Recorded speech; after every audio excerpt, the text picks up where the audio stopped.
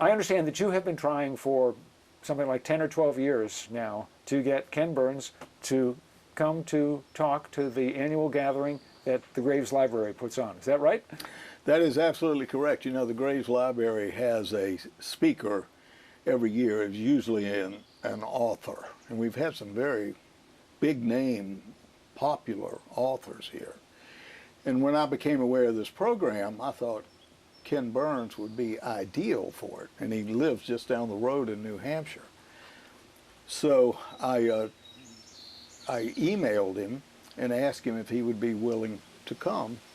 And he wrote me back that he was very heavily scheduled and he couldn't do it, but he thanked me for the offer. And so the next year I did it, and the next year, and the next year. And he said, about the 6th or 7th year, he said, well, you know, I'm not in charge of my own schedule. And he said, you're like a dog with a bone. He actually said that, and I saved the email. He said, you're like a dog with a bone. And so finally, last year or 2 years ago, I said, look, I am 83 years old now, and I'm going to die soon. And if you don't come and present what you're working on or give us some type of presentation, I guarantee you I will haunt you from the grave. So with that, he loosened up his schedule a little bit and graciously accepted to come this year. He's coming on July 30. And we're all excited about it. The Graves Library is excited about it. My daughter and son-in-law are coming all the way up from Florida to hear him. Is this one of your characteristics, would you say, that you are a dogged and stubborn individual? I told him once, it's very hard for me to give up.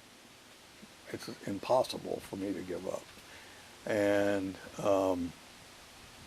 that's just kind of my structure, I guess. You got to know Ken Burns because he interviewed you extensively for his Vietnam documentary series. How much time did you spend in those interviews? Well, that interview was done in 2011 for his documentary on Vietnam, named Vietnam.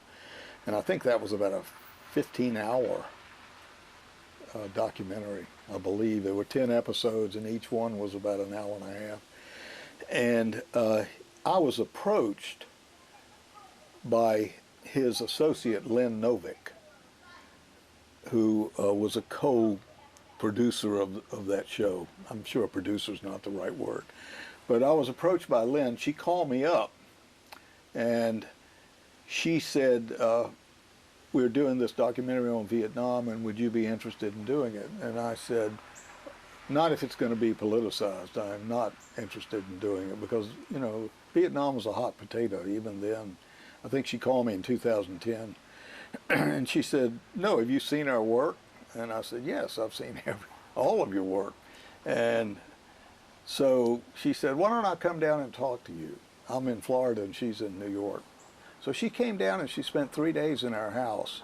And we had a wonderful time. And she's a wonderful person, just personality-wise and brilliant and a great scintillating conversationalist and just wonderful.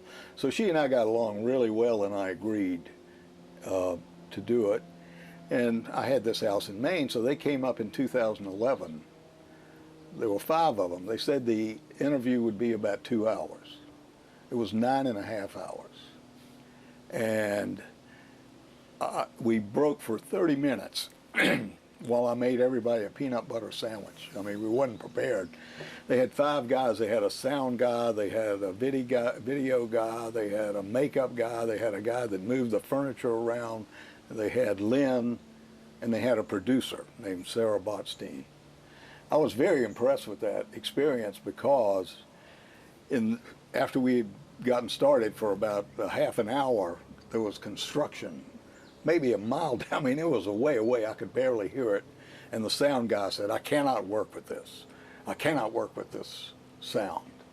So the producer, Sarah Botstein, who was a young woman, she got up and she came back about an hour later, no sound.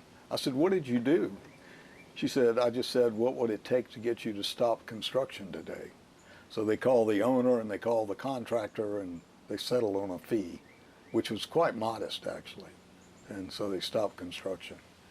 I was really impressed with that, the way that was handled. We have to rely on begging and kindness. We've never shelled out a nickel to get the guy who's mowing the lawn next door, the guy with the leaf blower next door. We've never made them an offer they couldn't refuse. That was good. Well, I don't know how much it was, but I think it was about $1,500, and that was in 2011, so when it was real money. And another thing happened like that. I didn't have a chair that you couldn't see the back, and they wanted a chair with no back. They just wanted me. And so Sarah got up again and went somewhere and came back with a card chair. Where'd you get that? She said, I remembered where we had breakfast this morning. They had these chairs, and she went and borrowed it. They didn't charge her for that. So I only met Lynn Novick then, who was charming and wonderful. And we spent 9.5 hours. When I got through, the cameraman was crying, the sound man was crying. I mean, people were moved by my interview, quite moved. And Ken called me that night, and that was the first time I had a, not face-to-face, but voice-to-voice conversation with him.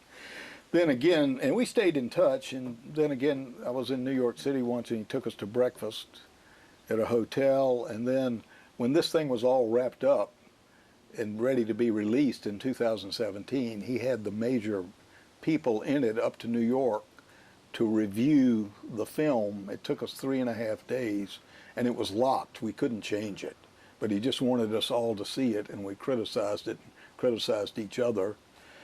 And there were personalities of all sorts of political outlooks, and I really got upset with a couple of those guys, I tell you, and I'm sure they got upset with me.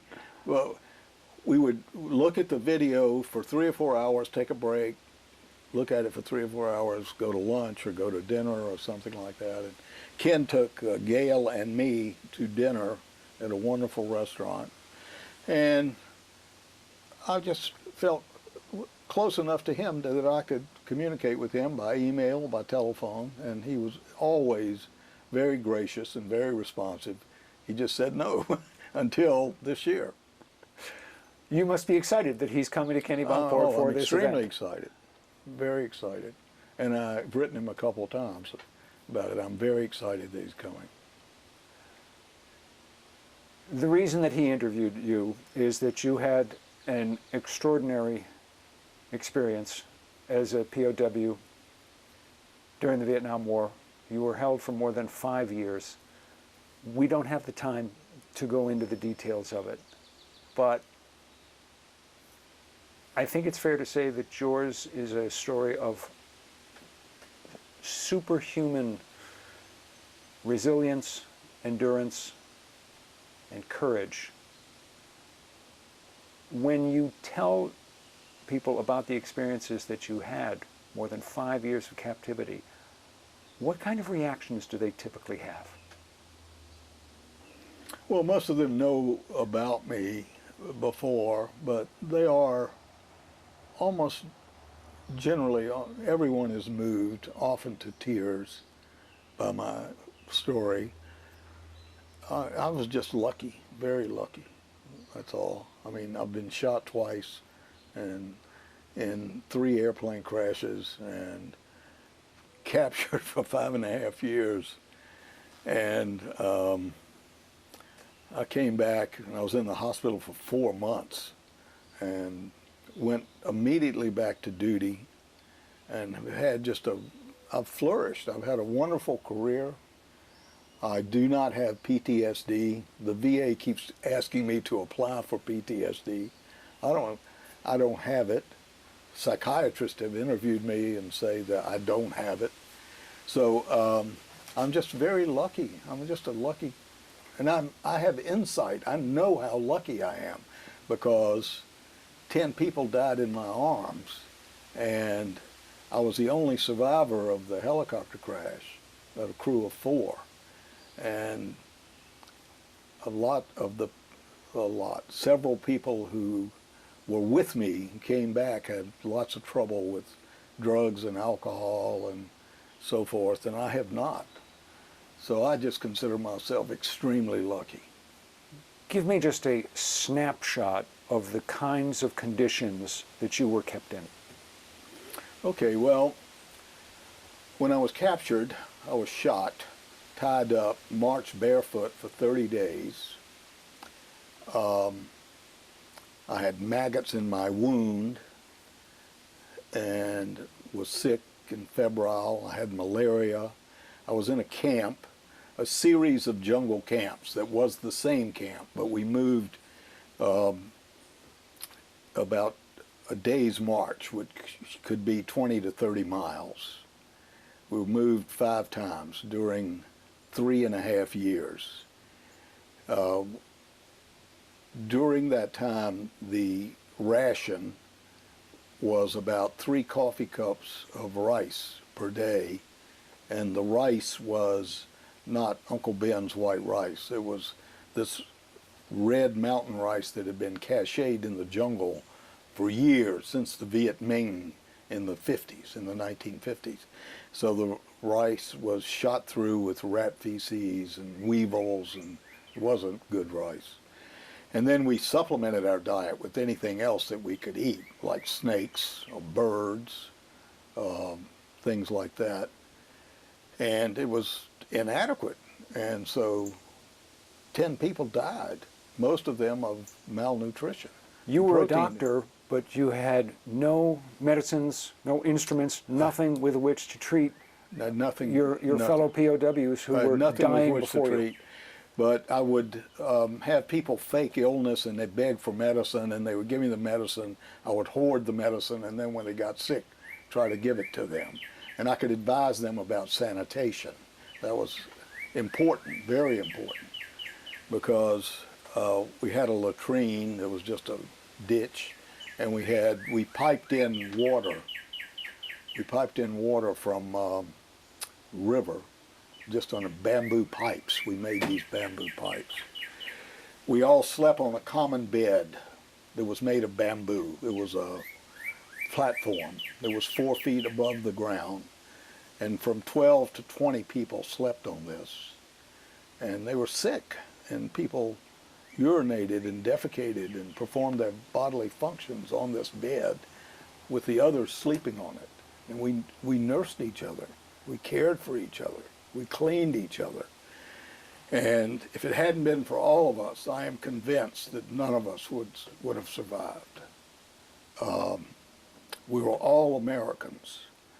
And my wife and I gave a reunion. We hosted a reunion for the survivors in 2018. And at that time, there were 7 of the 12 people survived out of 27.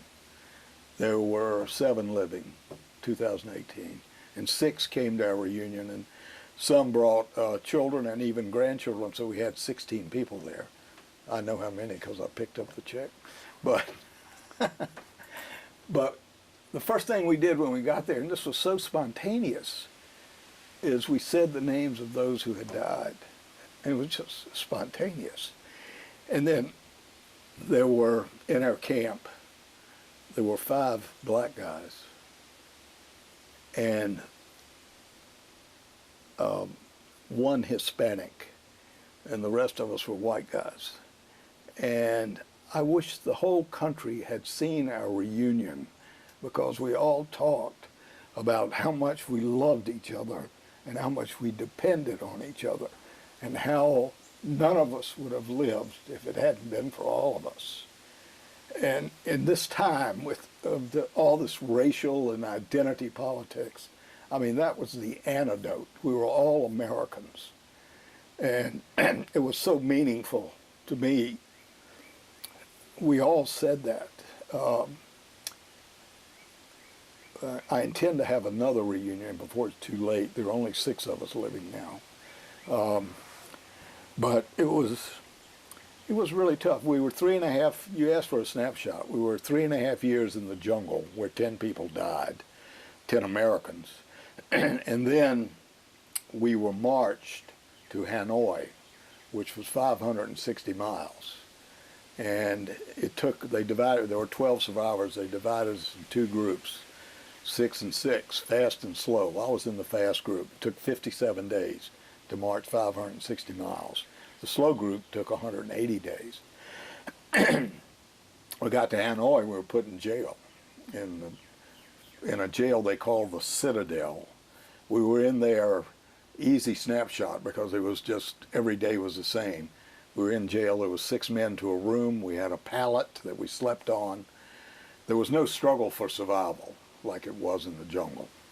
They gave us 2 meals, 2 identical meals a day. Small piece of bread about 3 inches long, 2 cups of what they called pumpkin soup. And it was more like melon than pumpkin. 2 little cups of that, and 2 cups of hot water. Got that twice a day, every day. They let us out. We had a bucket in the room for a latrine. 6 men used the bucket. 1 guy got to get out once a day to empty the bucket in a cesspit that was perhaps 50 meters away from the cell. And we actually passed notes to other cells using those buckets. And there was no communication except for people in the cell. We had a tap code that we could tap, but if we were caught doing that, we were beaten and tortured. And it was all the same, that was it. And then they let us out once a week for about 30 minutes to bathe from a well.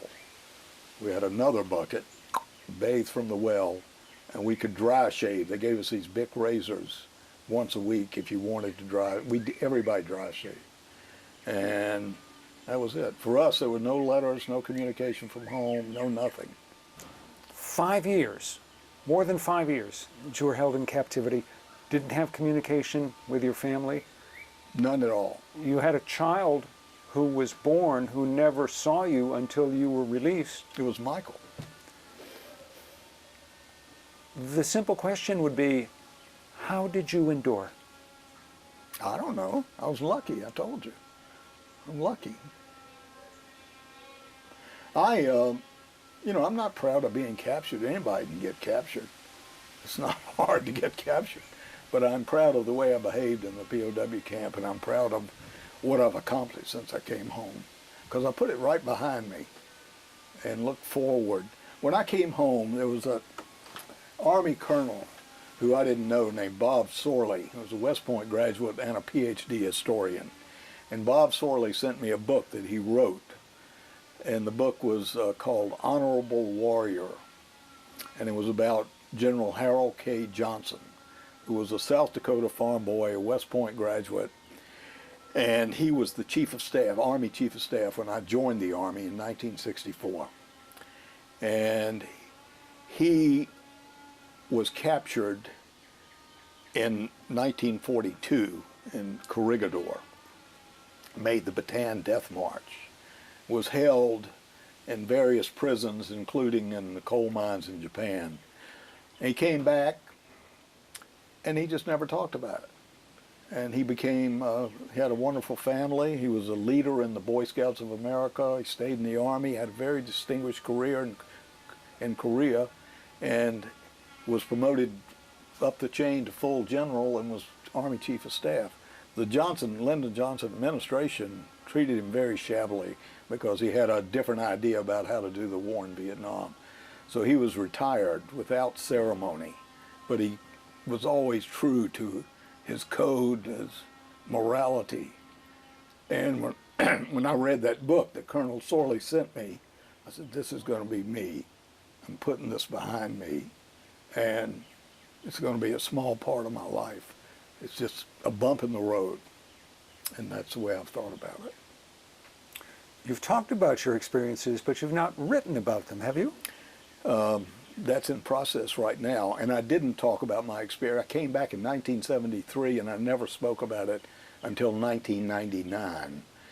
And I went to a 1st Cavalry Division reunion, and my chief, my commander, Colonel Bob Nevins, who died in 2006, and he said, Kushner, I want you to talk to the reunion about your experience as a POW. You know, when your commander tells you to do something, you salute, yes, sir, and that was, so I made that speech to the reunion, And somebody in the audience, without my knowing it, transcribed it on a tape recorder, typed it up, and put it on the internet. And then I started getting all these invitations to speak, and I really didn't until the mid-2000s. And then I thought, well, maybe it's my responsibility to do that, to tell people about it.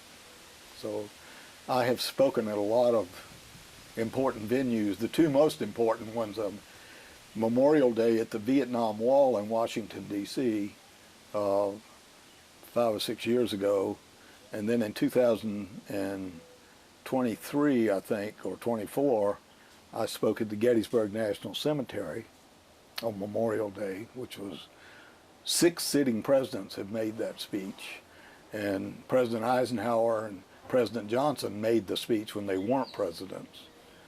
So I was so honored, overwhelmingly honored to do that. Regarding a book, I'm writing a book now. It is written. It is with the University of Kentucky Press for revision and editing.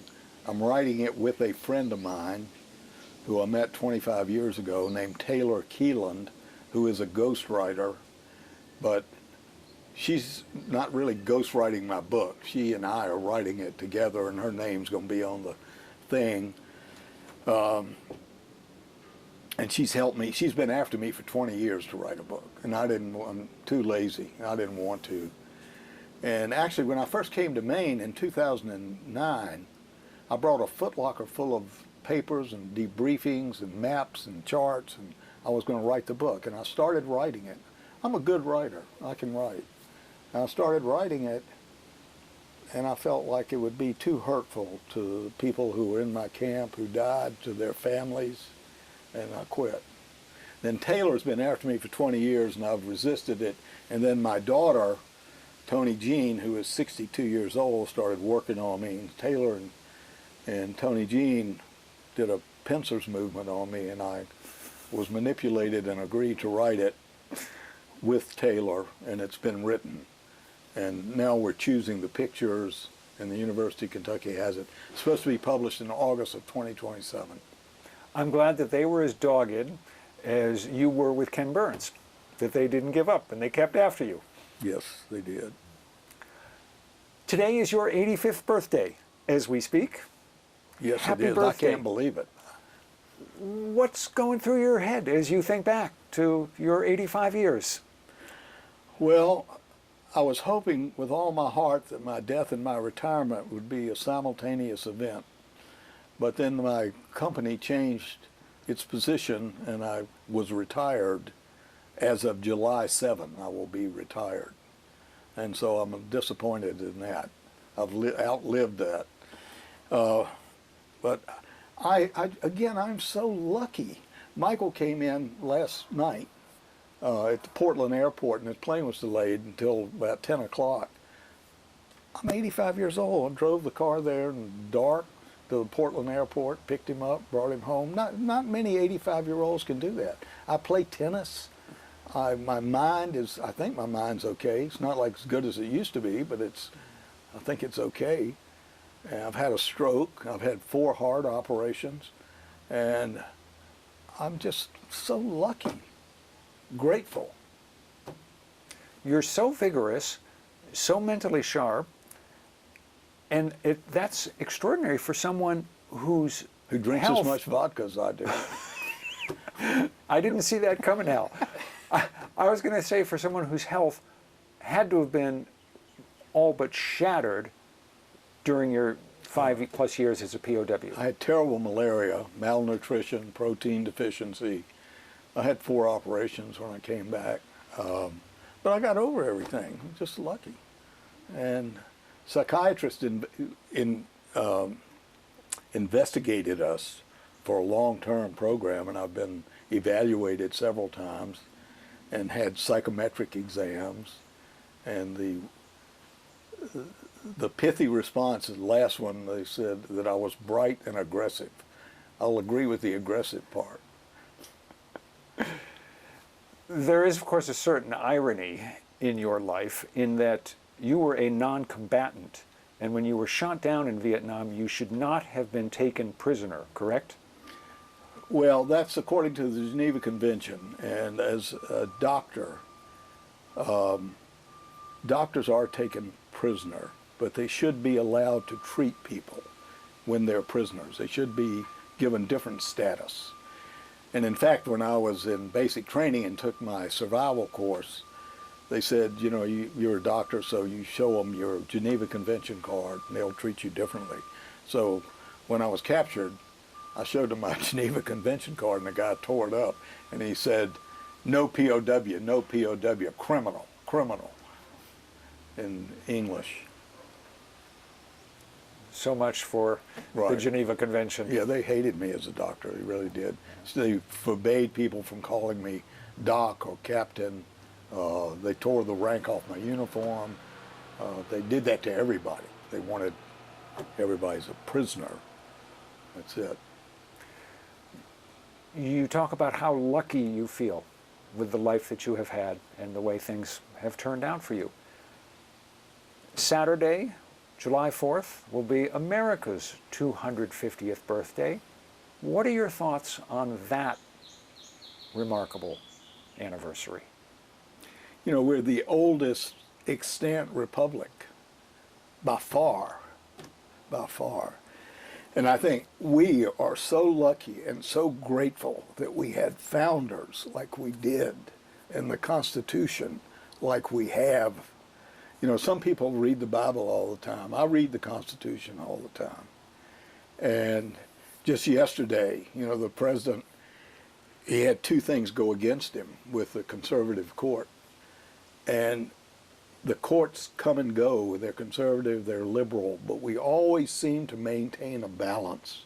And no matter, I mean, whether the president is FDR or whether it's Franklin Pierce, who was said to have never drawn a sober breath in the White House, we seem to survive. And we have changed so much since 1776. And those wonderful white guys that wrote that Constitution and that Declaration of Independence has brought us through 250 years. I'm flying the revolutionary flag up there. And I guess I am an old style emotional patriot, because when I see the flag, I just break down. And when I hear the Star Spangled Banner, it just sends a chill up me. So I love my country so much. I would gladly die for it. I almost did. It's been so good to my family. My father was in World War II, Pacific and Europe, was seriously wounded. But my grandparents, my father's parents, came to this country as poor Russian peasants in 1898. And I lived with them during World War II. And they didn't die till I was a sophomore and junior in med school, so I knew them very well. And they came to the country for their children. They were poor. They had 5 children. 4 of them were professionals in this country. It's given us everything. And I am so grateful that I get emotional when I speak about it. I'm sorry. There is no need to apologize. What do you plan to be doing on the 4th? We're having a big party here. Yeah, we're having about 30 people, and we're bought 8 pounds of lobster meat, and it's incredibly expensive. And we're going to have lobster rolls, and one guy's bringing a bowl of chili. And people, you know, this is Maine. Everybody brings something. In Florida, we have a party. You supply everything, the booze, the food, everything. In Maine, you can't do that. Everybody brings something. So we're having a nice party. We've had one for the last 5 years here. Let me ask you one more question. I think this is my last one. What do you still want to do in your life? I just came back from Norway. I've been all over the world, including Antarctica. I've done medical missions on every continent but Antarctica. And my bucket list has almost been accomplished. I want to get this book written. And I don't care whether it sells or not. I just want to put it down on paper and my family can read it. But I really don't have any. I'm so lucky. I've already done my bucket list. I'm fulfilled. I would like to keep working another year or two, and I applied for a job at our local hospital when I get back, which is about to celebrate its 100th birthday. And I've been a member of the staff for 50 years. So I hope I get another job. That's what I want to do. I want to keep working. So you're 85, but your goal is to get another job. That's what I want to do. Probably the most important day in my whole life was June the 4th, 1966, when I stood in an auditorium in Richmond, Virginia with my classmates and recited the Hippocratic Oath. And for 50, 60 years, it's been 60, I've tried to sanctify that oath, and it's been my whole life. My understanding is that when you returned to American soil after being released as a POW, you sang America the Beautiful. I did, in Hawaii. I led the group of us. What did that mean to you? It was beyond meaning. It was infinite. It was just the top of the mountain. It was everything. And I had sworn I would do that if I ever made it back to American soil. There was a picture of that in the Honolulu Advertiser of that. We landed at Hickam Air Base. I was born at Hickam. We landed at Hickam about 2 o'clock in the morning. There were 1,500 people out to welcome us, including the press. That was before the press had to be neutral. And the press joined in singing. Sound. I know that Lynn Novick talked to you for 10 hours. I could talk to you for 10 days, probably 10 weeks. But that's what I wanted to ask you. Is there anything else you want to mention that we haven't touched on and should? No, I just want everybody to be aware of what a wonderful country we have. And there are people who try to tear it down. And, you know, if our country is racist, if it has all these problems, how come everybody in the world wants to come here? You ever think about that? All these people want to come here. And I have been on every continent, as I have said, and there's no country like this, no country. We have ups and downs, we have peaks and valleys like every country, but I just came back from Norway. The American influence everywhere, and I was in Denmark and Norway, is just absolutely incredible. You go into a little village in Denmark, and it has restaurant, Tex-Mex food. You know, it's just absolutely incredible. The cultural range of our country. I am so lucky that I was born here. And so are you. We could have been born in Rwanda, you know? It's just luck. And we should all be aware of how lucky we are. All right. I think that's a great note to end on. Thank you so much. This has been an honor and a privilege.